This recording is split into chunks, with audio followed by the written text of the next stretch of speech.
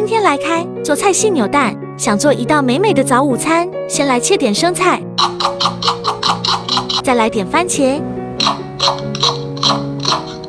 热油锅，煎个蛋，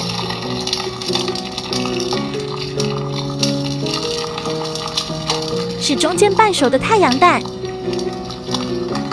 煎蛋时的滋滋声有种疗愈感。